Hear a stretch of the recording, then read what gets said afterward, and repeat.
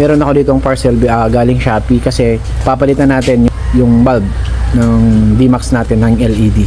So ito Orion Max. So titingnan natin kung madali lang siya i-install, kung kayang-kaya natin i-DIY yung installation. Titingnan natin kung kumusta yung quality nito. So Orion Max sa Shopee ko lang binili. So kung gusto niyo ng ganito ay lalapag ko na lang yung link diyan sa comment section.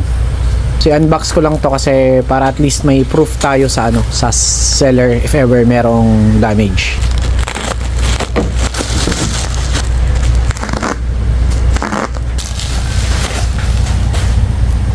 $150 watts, 27,000 lumens. So nakalagay naman dito plug and play daw. So titingnan natin.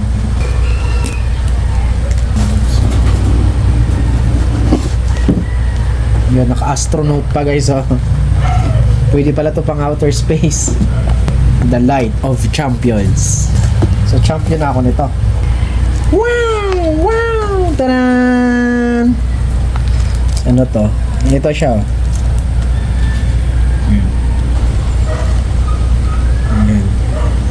Ito pa yung heatsink niya, eh. Yung pinaka-sink, heatsink, tapos ballast. Ayan, may tatak na Orion. Socket, tapos yung bulb mismo. Medyo mabigat siya, solid. Yan, i-install ko na lang to, tapos papakita ko na lang sa inyo mamaya.